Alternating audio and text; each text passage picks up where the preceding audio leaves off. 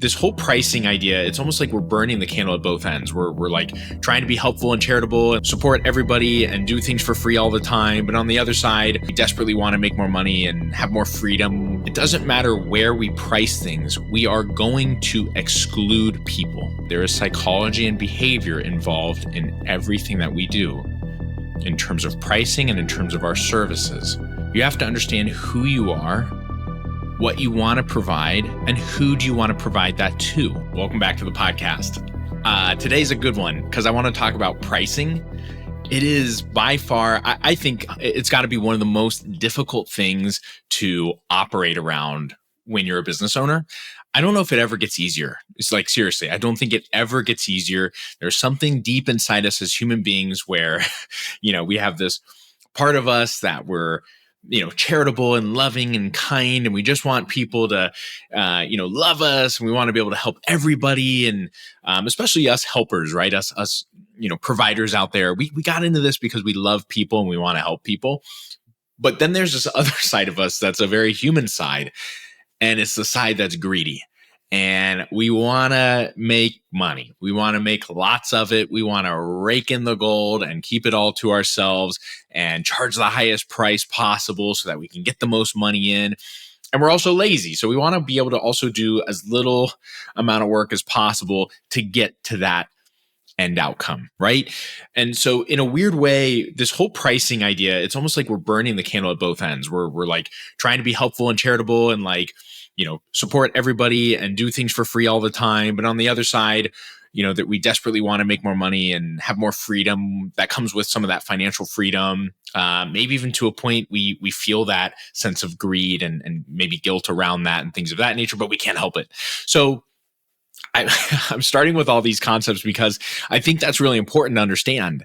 I think if we look at pricing as anything but that, it gets kind of lost in the weeds because pricing is emotional. It shouldn't be, but it is, right? We know that pricing at the end of the day is just math. It's numbers on a piece of paper. It's providing a sense of value to a product, a commodity, a service that we are supposed to, get dollars back from. That's all that this is. So there is a highly, highly logical component to pricing. But at the end of the day, none of us treat it that way.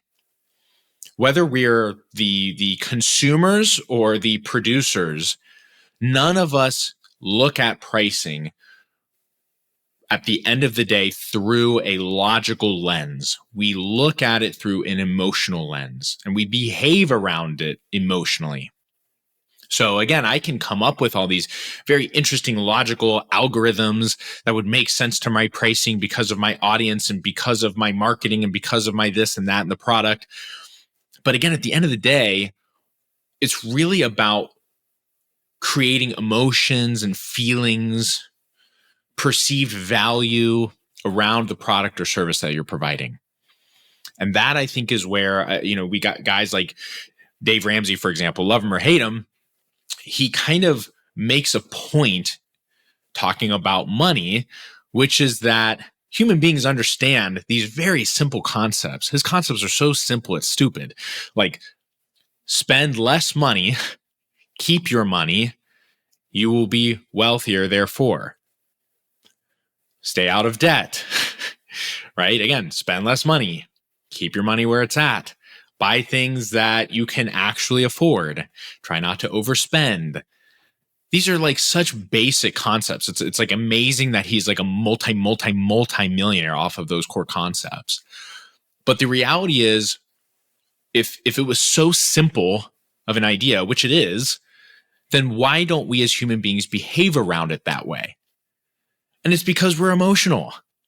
It's because we have baggage from our childhood. It's because maybe we didn't learn about money, or we didn't learn about business, or we didn't learn about how we should balance a checkbook, if anybody even knows what that means anymore.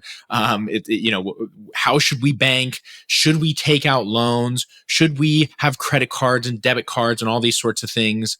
Should we build up our credit? Should we say screw credit? Like all these things, right? They're very interesting ideas, but at the end of the day, we as human beings act through our emotions and through our behaviors. And that is why, again, I'm coming back to pricing. That is why pricing is so difficult. And I don't want you to take it lightly. Okay.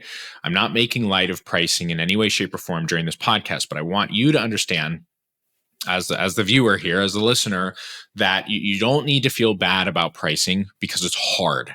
I think I would argue to say it is one of the hardest things about business, coming up, creating a price for a service or a product or a commodity that you're providing is, it's freaking difficult. So a couple things I want to highlight here as we go forward. Number one, pricing is infinite. Okay. This is a really hard concept to understand. So let me break it down for you. Pricing is infinite, meaning that it can be, we can take a service. Let's take hormone replacement therapy. I offer hormone replacement therapy at my clinic. I could price it at $50 a month, right? I mean, I could realistically, potentially even get to a point in which I'm profiting from that, although it would be pennies on the dollar. Like, I could do that. I could also price it at $5,000 a month. And I know that sounds probably batshit crazy, but it's true. I could do either end of the spectrum here. I could continue. I'm sure there's someone out there who would do $5 million a month, right? If I told Jeff Bezos, hey, I'll do hormone replacement therapy, he finds that extremely valuable. He thinks I'm worth that much. $5 million a month to him is nothing. It's chump change. Right? So that's a stupid example, but in a way, what I'm trying to highlight is that there are people out there, there are patients out there who would find that totally valuable and would pay the price if they found it to be worthwhile. At that high end of the spectrum, also at the low end of the spectrum, we're going to have people who would totally pay that price. They would think that's fantastic. Here's the difference. It doesn't matter where we price things. We are going to exclude people. You understand that? So as a human being, I want you to grasp this concept with me and recognize you can't help everybody. You can't be everything for everybody. If you are everything to everybody, that means you are nothing to nobody. Even at $50 a month, which I think is a steal, right? Like, I don't know if I could price it any lower. You're going to be excluding people. In fact, a lot of people, you would exclude them because they can't afford $50 a month, or they don't find it valuable or necessary at $50 a month, right? So you're excluding people on either end of the spectrum always. You're never going to be able to help everybody. You might say, well, Nico, I'd be able to help more people at $50 a month than I could at $5,000 a month. Maybe that's true. But what is the quality of those patients that you're helping? This is another concept and thought to consider. Just because you're able to help more people doesn't mean that you're actually going to be able to do that. There is something, again, that's important to understand, is that there is psychology and behavior involved in everything that we do in terms of pricing and in terms of our services. What is undoubtedly true, this is just business 101, is that lower pricing yields lower expectations and lower quality prospects. I hate to say it that way, but it's true. If you are interested in eating a cheeseburger and you go to McDonald's and you get I don't know how much, I don't think they have a dollar menu anymore, whatever, a $2 cheeseburger, you are going to get a $2 piece of meat, a $2 bun, $2 ketchup, right? They're going to be not that great, in my humble opinion. Maybe I'm a snob, but that's the reality. The people that seek out McDonald's cheeseburgers are not interested necessarily in an expensive burger. They are interested in what is cheap and available for me right now. And I'll eat it and I'll be happy. And if there's no pickle on that, I probably won't even complain that much because it's a $2 cheeseburger. Now, the same is not true if you go to a gourmet cheeseburger restaurant that sells whatever, $10, $15 cheeseburgers. Think about what your expectations are from that place versus McDonald's. If you were missing a pickle from your $15 cheeseburger, you should be irate about that. You should feel very frustrated about that. You have this preconceived notion of what that cheeseburger ought to look and probably even taste and behave like. In fact, you may even say somewhere subconsciously that you hope that cheeseburger blows your mind, that you bite into it and it's unlike anything you've ever even experienced before because you're paying so much for it, right? I tell people this example all the time. I love the cheeseburger example because it's so helpful. If in my left hand I'm holding a cheeseburger, I don't tell you anything about it. I don't tell you what it looks like. I don't tell you where it comes from, but the cost is $2. And then in the right hand, I have another cheeseburger. Again, I don't tell you anything about it other than the price. And that price is $15. And then I ask you, which cheeseburger tastes better? What would you say? Would you say the $2 cheeseburger or the $15 cheeseburger? If you have any sense about you, I think you'd say the $15 cheeseburger. Why? What would you say? I didn't tell you what it looks like. I didn't tell you where it comes from. Nothing. I just said the price. But you automatically equate higher pricing with higher value. Do you see what I'm saying there? And so if you are in the market for that, then that price is reasonable. It might still sting a little bit, but if you're in the market for a high quality cheeseburger, that is what you're looking for, right? That's what you're expecting. You're not expecting that from the $2 cheeseburger. That's perceived value. And it's simply it comes down to dollars and cents. This is the reason why so many people out there who own businesses will tell you to price your products and services accordingly. Let it fit your business model. So here's another concept I want you to understand. We can use McDonald's still, but let's move to the car industry. I talk about this a lot, right? If you're a Honda versus a Ferrari, Honda, one of the largest, most successful automakers in the world, right? They've been around for freaking decades, multi-billions of dollars of sales of vehicles. And they're excellent vehicles, by the way, right? A Honda is like, we just bought a Honda Odyssey, my wife and I did. We're expecting to get 300,000 miles out of that thing. No problem. Like no question or concerns around any of that at all, right? That is just the expectation. It is a reliable vehicle. It runs well. It's got enough bells and whistles to make us happy and healthy as a family and drive safely and comfortably wherever we want to go. Okay? That's it. I am not expecting that Honda to provide me with a sense of, boy, don't I look cool in this car. I do not expect that Honda to hit 200 miles per hour without a thought. I am not expecting that Honda to have a sense of superiority amongst my peers. Like none of those things. I would never expect that. I don't, right? I think that's the joke around minivans, number one, and even Hondas, right? It's just a good old fashioned car. There's nothing special about it really. But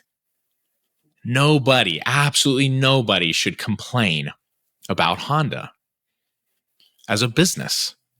Just like no one complains about McDonald's as a business. How could you? They're one of the most successful businesses in the world. They're one of the most well-renowned businesses in the world.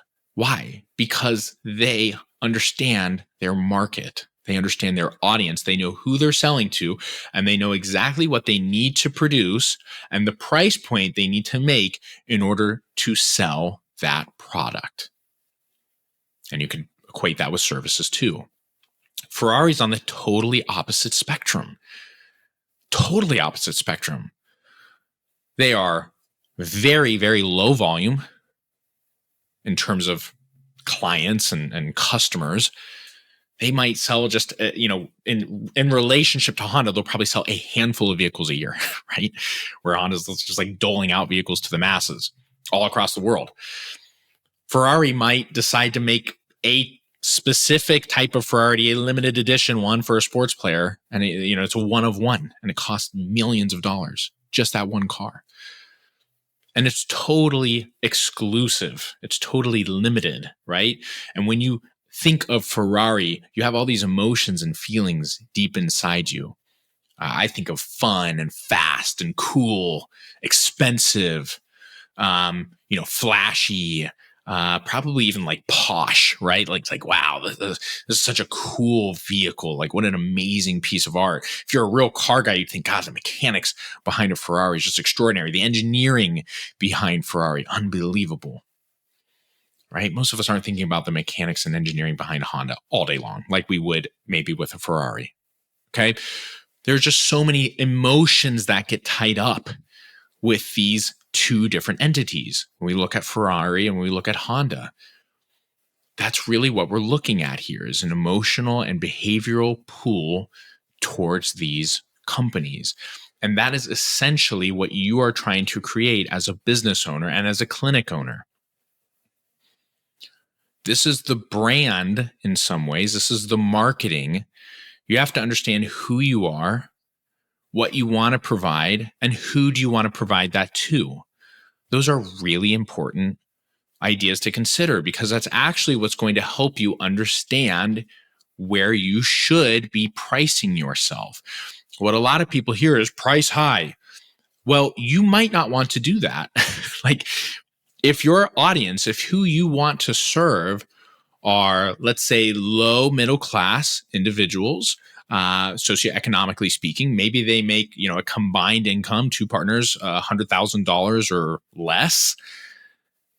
Maybe they have one or two vehicles. They might rent, or they might own a home that is worth less than $250,000, and they might, send their kids to a halfway decent, maybe slightly not so decent public school. Please don't price your services at $250 a month. You would exclude those people. They're not going to be interested in that. They're not going to be able to afford that. And there's nothing wrong with serving those people if they really have interest in what you have to offer as a service. But you have to understand that your pricing, your brand, your marketing has to reflect the perceived value around the services that you're providing.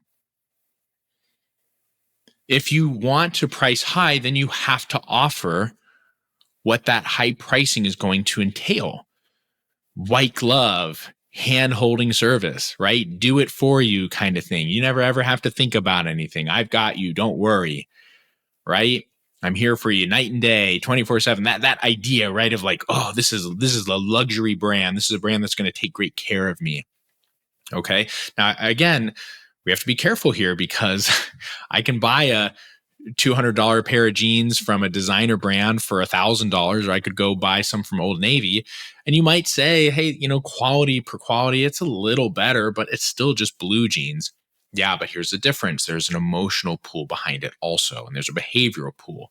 I like to associate with expensive things. I like to associate with things that are affordable and reliable, right? So understanding your audience, understanding your clientele is so pivotal. This is why I tell students, and I tell my people in my life who are in the marketing business and in the business of marketing and owning in clinics and all that stuff, because at the end of the day, you really are marketers.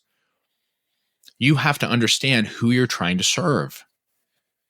Because if you don't actually understand that, and again, you make up this make-believe person, that client avatar, right? Who is your ideal client? It's not for fun. It's not just like a throwaway exercise. That's probably one of the most important exercises you could be focusing on. Because really what you're trying to determine is, what do these people value? Where are their emotions and behaviors coming from? Right? And here's an interesting concept, and this is a hard truth. People who don't value their health and wellness, they typically, I'm blanket statement here, they typically don't do very well financially. Why is that? Because they don't care. They don't have a legacy that they're trying to leave behind. Not like some of us might. They don't see that far into the future. They live day to day, paycheck to paycheck, if you will. Why would they save money if it's pointless?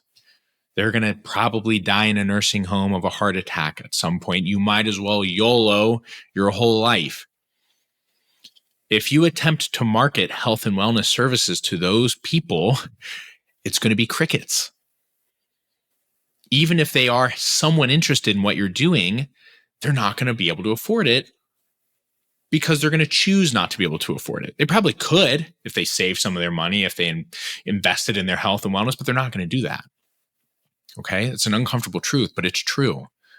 Now, I'm not saying those people can't get to a point where they might want to or have interest in that, but you have to understand that that's not where those people are sitting right here and now. So why not go after people who are already in that emotional state and behavioral state of wanting to take care of themselves, of wanting to leave behind a legacy, of wanting to do more for their family and for their friends, whether they're here or not, right? I think about that all the time personally, right? The reason I take testosterone replacement therapy is because I want to show up as the best version of myself for my wife and my kids today and 20 years from now and 30 years from now. And even after I die, I hope that everything I've done over the past several decades has set not only them up, but my whole community up for success. That's legacy. And you just don't find that in patients who don't believe in setting that up.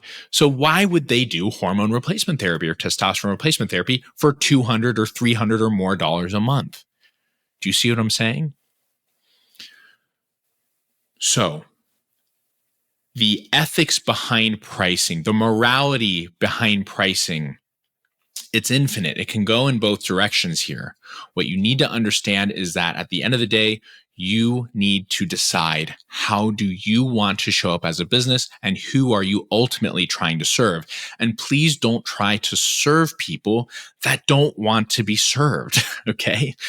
I can't serve $15 cheeseburgers to a McDonald's crowd. They're not interested. And it's not their fault and it's not my fault. I don't have to feel bad about that, but that's not my audience. That's not my ideal client. It's not my client avatar. Okay. So once you start wrapping your head around some of these concepts, some of these truths, whether they're uncomfortable or not for you, but truths nonetheless, you will start to be able to expand upon your pricing. You will start being able to really commit to pricing versus feeling strangled by pricing. And I'm coming from a place of honesty because I was strangled by pricing for so long. Because again, especially in the medical industry, there's this concept of, we have to just like slave away every single day and take care of every single person, no matter what, for free, because it's the right thing to do. And that's just not the truth. That's just not how the way the world works. And we all know that, right? My patients, when they were getting medicine for free, basically via insurance, paying minimal copays, maybe even completely for free, like Medicaid, Medicare wise, they were some of my worst patients and they never got better. They had no skin in the game. If you can't invest in something, you literally can't get better. That's the whole idea of investing. Investing is time, money, energy, right? It's not just financial, but financial is a big part of it. So please don't feel so bad about pricing. Don't beat yourself up over it. Understand that there are just hard realities and truths out there. And once you understand those and can wrap your head around them, pricing really can become something that in fact excites you and is interesting and is fun and wonderful. And it brings great people to you who you can heal, who you can make better. Do you know why? Because they want that. They're desperately looking for a guide. They need you to carry them through so that they can see the other side. That's who we want to serve. And that is why pricing is so important. So please consider your pricing. If you're struggling, understand that it's not the price probably, it's probably just who you're marketing towards. Does that make sense? So if you're at $250 a month and it's like crickets, maybe it's because you're marketing to the wrong people. You're marketing to friends and family who don't want any of it. They don't want anything to do with what you've got going on, right? Maybe you're at $150 a month and you live in a really financially, economically successful town. And these guys, they want expensive stuff. They like that. There's nothing wrong with that, by the way. That's just how they operate. So don't sell cheap stuff to rich people. Okay. I know it sounds kind of crazy, but they don't want it. They're not interested. Don't sell really expensive stuff to poor people. They can't afford it and they probably don't want it. You see what I'm saying? So before you get way too deep into like changing your prices radically or accepting insurance even because you're failing, or at least you think you're failing from a cash perspective, think about who you're offering your services to and think about how you can market and brand yourself and your clinic to those individuals who actually want to work with you. And I hope this helps tremendously. All right, that's pricing 101. I think we'll probably have another podcast about pricing 102, which is more along the lines of what can we provide? What is value? What is service? How do we create perceived value? But then also, how do we commit and actually keep our promises around that so that the pricing actually holds its value over time? See you at the next episode, guys.